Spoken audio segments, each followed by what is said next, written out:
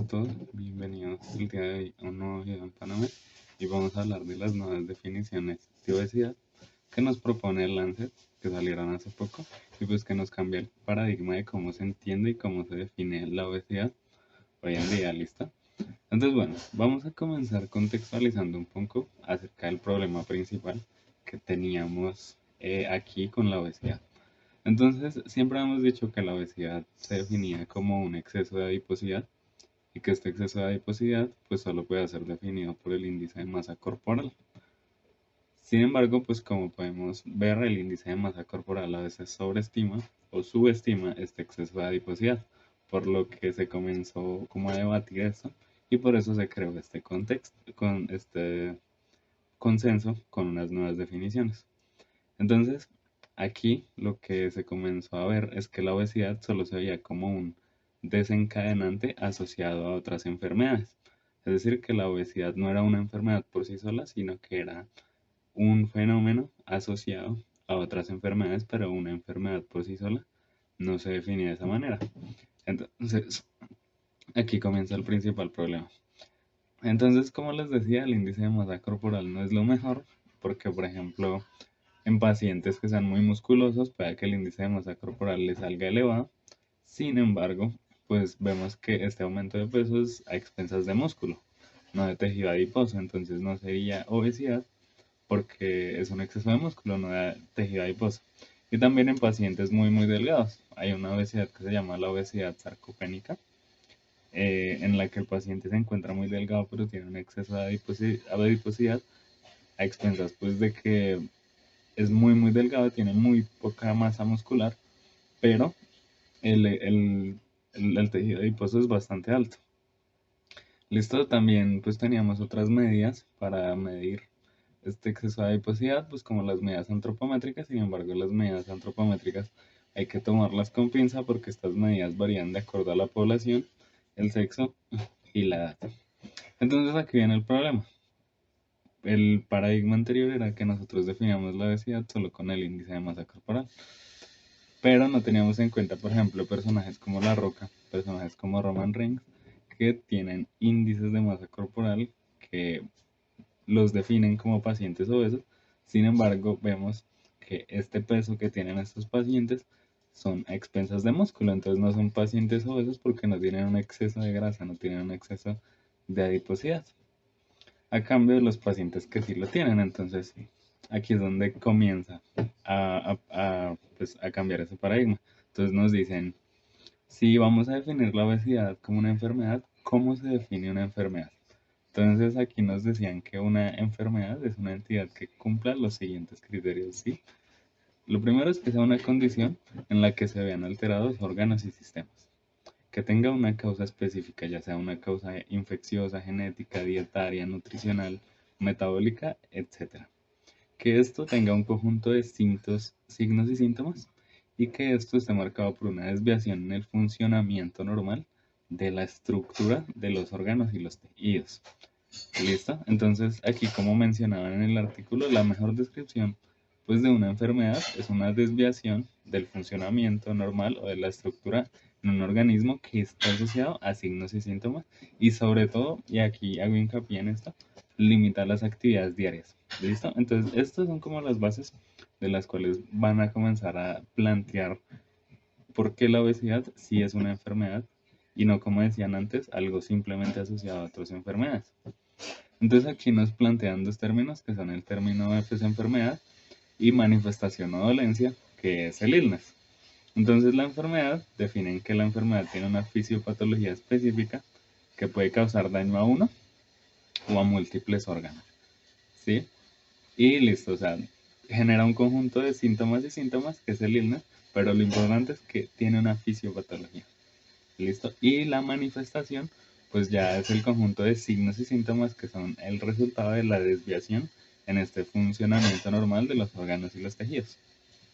¿Listo? Entonces aquí nos comienza a plantear el artículo. Obesidad, enfermedad o no enfermedad, todo o nada. Entonces el artículo nos dice, algunas personas con obesidad pues tienen alteración en la salud solo por la obesidad. Es decir, pues tienen síntomas cardiovasculares, tienen síntomas pulmonares, musculoesqueléticos, y esto es solo por la obesidad, no porque tengan diabetes, porque tengan hipertensión. Es decir, la obesidad sí les pone en mayor riesgo de desarrollarlos, pero hay pacientes que solo tienen esto y que tienen síntomas, entonces ahí como que nos comienzan a decir, ve, la obesidad sí es una enfermedad. También hay otras personas que tienen el diagnóstico de obesidad, pero tienen un funcionamiento normal de sus órganos y sus tejidos en general. Entonces esto es lo que pues comenzó a plantear la definición de obesidad preclínica que ya vamos a definir más adelante. También nos dicen que el exceso de adiposidad puede también ser un signo de otras enfermedades, pues, y también como efecto de numerosos medicamentos. Y hay medicamentos que aumentan el exceso de adiposidad, como por ejemplo los esteroides, los antipsicóticos, los antidepresivos, entre otros. Y nos dicen el índice de masa corporal y otras medidas antropométricas pueden bajo estimar o sobreestimar el exceso de adiposidad y no nos da información acerca del funcionamiento de los órganos y los tejidos. Es decir, el índice de masa corporal solo nos decía, tiene o no tiene, pero no nos decía, no, este paciente puede que tenga obesidad, pero no están afectados sus órganos o sí están afectados sus órganos. ¿Listo? Y esto nos conlleva a unas implicaciones, que es que la obesidad es una condición heterogénea en la que el fenotipo no necesariamente refleja la enfermedad. Como les decía, un paciente puede estar muy delgado, pero puede ser obeso, porque puede tener muy baja masa muscular y muy alta cantidad de tejido adiposo.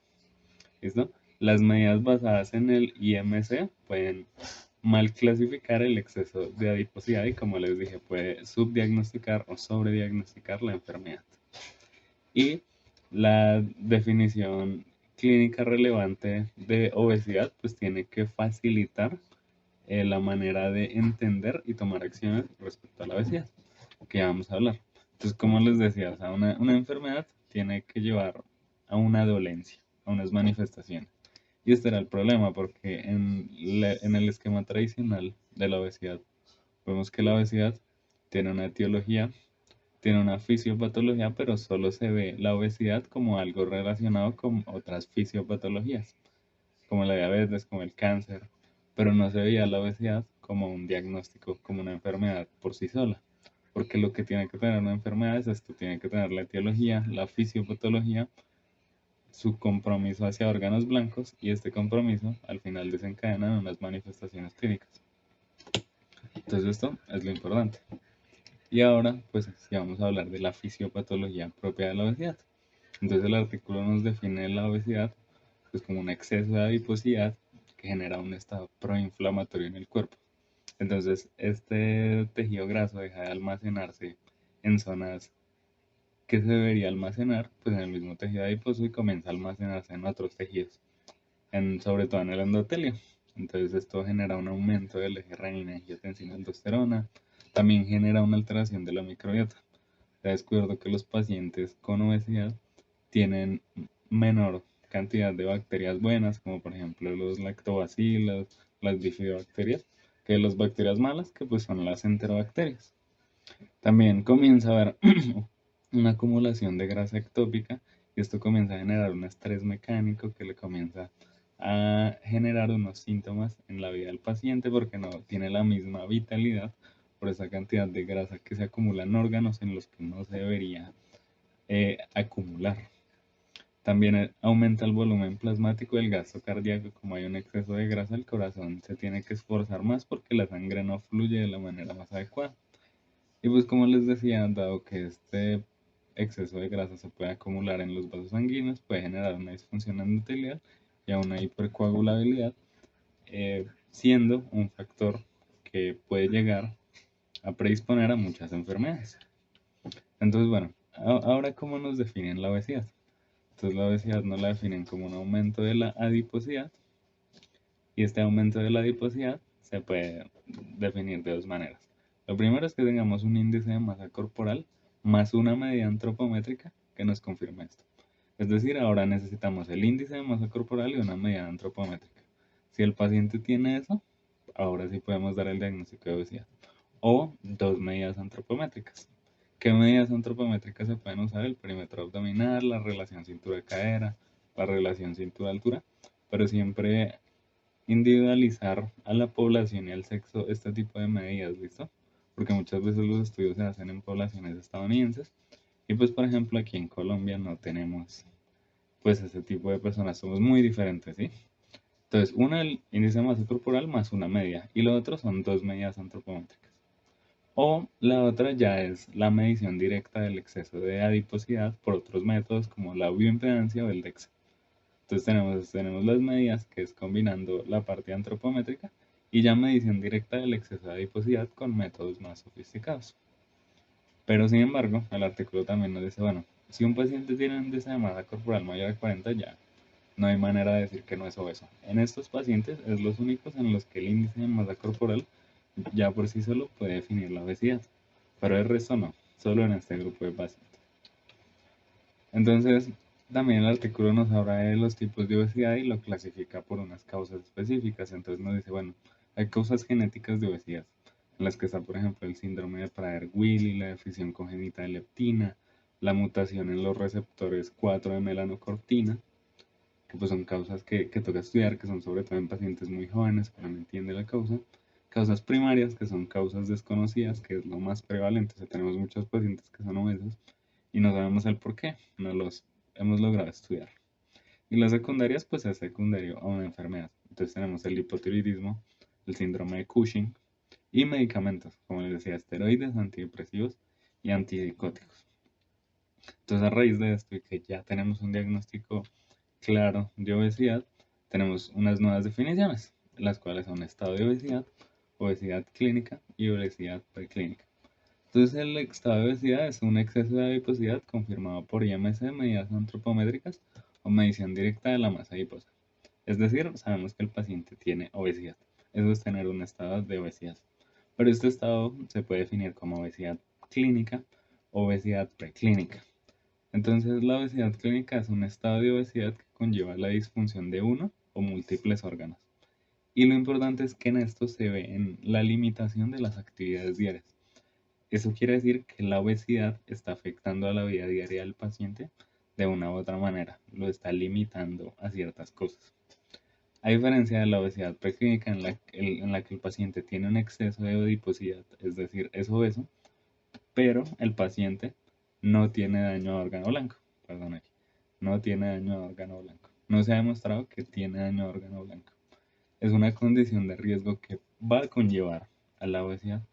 Sin embargo, no la podemos definir como una enfermedad, sino que es un estado en el que el paciente tiene exceso de adiposidad, pero todavía no ha desarrollado una enfermedad porque no hay daño a órgano blanco. El paciente sigue con su vida normal, con su exceso de adiposidad y no hay daño a órgano blanco, no tiene dificultad para respirar, sus actividades de la vida diaria las hace completamente normales.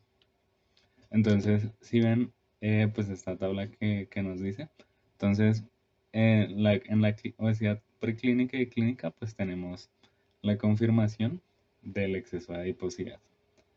En los dos, pues hay mecanismos fisiopatológicos, pero vemos que las manifestaciones clínicas son menores o ausentes en la obesidad preclínica. A cambio, en la obesidad clínica, pues tenemos signos y síntomas, tenemos limitación en las actividades de la vida diaria y esto puede conllevar a complicaciones. Eso entonces, por eso es muy importante y nos dice que tenemos que desde la historia clínica, desde que vemos al paciente, detectar factores de riesgo de daño a órgano blanco en pacientes con obesidad y ya vamos a ver cómo abordar a los pacientes desde nuestra consulta. Entonces, tenemos el diagnóstico de obesidad, esta es la nueva definición. Entonces, si el paciente no tiene exceso de adiposidad, pues no es obeso. Pero si sí lo tiene, pues toca hacer una evaluación de la historia clínica para evaluar el daño a órgano blanco, para evaluar la limitación de las actividades diarias. Y si pues esto no ocurre, pues el paciente tiene una obesidad preclínica y si esto ocurre, el paciente tiene una obesidad clínica. ¿Listo? ¿Y qué manifestaciones clínicas puede llegar a generar la obesidad? Entonces, bueno, la obesidad a nivel musculoesquelético puede generar osteoartritis, que esto lleva a los pacientes a que en su vida diaria pues se sientan más cansados porque tienen todo el tiempo dolor en la articulación. En cuanto a los síntomas respiratorios, los pacientes pueden tener síndrome de apnea obstructiva del sueño y mayor predisposición a obstrucción de la vía aérea. En cuanto al linfático, los pacientes son más propensos a hacer edemas, sobre todo mencionaban el linfedema. A nivel cardiovascular, todo lo relacionado con el síndrome metabólico tiene un mayor riesgo de formación de placa aterosclerótica, mayor riesgo de hipertensión, de diabetes mellitus, de dislipidemia, incluso de tromboembolismo pulmonar. Cuanto a las reproductivas, la disfunción gonadal, en las pacientes obesas hay una mayor incidencia de síndrome del ovario poliquístico y en los hombres mayor incidencia de disfunción eréctil y alteración en la espermogénesis. Metabólicas, hiperglicemia persistente y un aumento en la resistencia a la insulina. En el sistema nervioso central, aunque son mucho menos comunes, mencionaban la hipertensión endocraniana asociada a la obesidad y esta la mencionaban sobre todo en mujeres en edad reproductiva. En renales y urinarias, la glomerulopatía inducida por la obesidad y esto a largo plazo puede llevar a una enfermedad renal crónica. Y también mencionaban que por el efecto proinflamatorio del cáncer, pues aumenta el riesgo de 13 tipos de cáncer. El artículo no mencionaba cuáles, pero esto se genera por una alteración en el ADN por la inflamación constante que se encuentra en el cuerpo. Entonces, lo que les dije aquí, el artículo nos muestra muy claramente en adultos cuáles son los síntomas que vemos en la obesidad. Entonces, esta tabla es muy fácil porque vemos que en el cardiovascular son pacientes que se fatigan constantemente, que tienen edema, el metabolismo, lo que les dije, hiperglicemia, altos triglicéridos, bajo HDL, alto LDL. Entonces, ya esta publicación pues del Lancet nos permite darnos cuenta de aquellos signos y síntomas que tenemos que evaluar para poder hacer el diagnóstico de una obesidad preclínica y clínica. Y aquí también pues se crean unas nuevas definiciones. Entonces en estas nuevas definiciones pues nos hablan de comorbilidades. Entonces las comorbilidades son enfermedades que coexisten incidentalmente con la obesidad, pero que no se relacionan directamente con la obesidad. O sea, por ejemplo, no sé, el Alzheimer. Si el Alzheimer es una enfermedad que no se relaciona con la obesidad fisiopatológicamente. Las complicaciones pues son ya empeoramiento de la función de un órgano por la misma obesidad. Entonces una, por ejemplo, puede ser el pie diabético en la diabetes, por ejemplo. Y enfermedades relacionadas con la obesidad, como por ejemplo les decía, por ejemplo el síndrome de apnea obstructiva del sueño, también está la hipertensión, la diabetes, las dislipidemias, entre otros. Entonces ya el Lancet nos dice, bueno, vamos a darles unas recomendaciones para la práctica clínica en cuanto a la obesidad. Entonces ustedes tienen una persona que ya la valoraron, tiene un exceso de adiposidad confirmado por historia clínica. Entonces uno lo que tiene que mirar es la historia clínica del paciente, hacerle un buen examen físico y a la mayoría de pacientes que vemos con este exceso de adiposidad le tenemos que pedir un cuadro hemático, una glicemia, un perfil lipídico, una función renal y una función hepática. ¿Listo? Y pues digamos que dependiendo de la historia clínica, pues a distintos pacientes se les puede pedir otros paraclínicos para evaluar cierto daño a órgano blanco que veamos dependiendo de lo que nosotros como clínicos estemos observando. Y aquí ya nos muestra como un esquema muy bonito en el que nos dice qué hacer. Entonces tenemos un paciente en el que confirmamos que tiene un exceso de adiposidad. Si no lo tiene, pues no tiene obesidad. Si sí lo tiene, pues seguimos aquí. Miramos historia clínica, hacemos un examen físico completo. Si no tiene signos y síntomas, pues es una obesidad preclínica y a este paciente lo vamos a observar. Le vamos a hacer seguimiento, vamos a ver qué intervenciones podemos hacer para que no llegue al estado de obesidad. Si tiene signos y síntomas y daño disfuncional órgano blanco, pues tenemos que hacer exámenes diagnósticos pues para evaluar si el paciente tiene algo diferente que se relacione con la obesidad. Y si tiene limitación a la vida en las actividades de la vida diaria, ya podemos definir que el paciente tiene una obesidad clínica. Y lo tenemos que estudiar con los paraclínicos que les dije ahorita y dependiendo de cada paciente, pedir algo distinto. Entonces, bueno, ya para finalizar, pues estas son las metas. Sí, entonces en esta gráfica nos muestran las causas del exceso de tejido adiposo. Entonces tenemos genéticas, ambientales, psicológicas, entre otras. Entonces tenemos un paciente obeso. este paciente obeso definimos si es obesidad preclínica o obesidad clínica. Si el paciente tiene clínica ya tiene una dolencia y si tiene preclínica tiene riesgo de una dolencia. Entonces cuando tiene el riesgo pues vamos a monitorizarlo y mirar qué intervenciones profilácticas podemos hacer para disminuir el riesgo de que este paciente avance a algo mucho peor. Y cuando ya este paciente tiene la enfermedad, pues tenemos que mirar qué intervenciones podemos utilizar para tratar esta enfermedad propiamente dicha. Listo, entonces espero que les haya quedado claros los nuevos criterios y muchas gracias.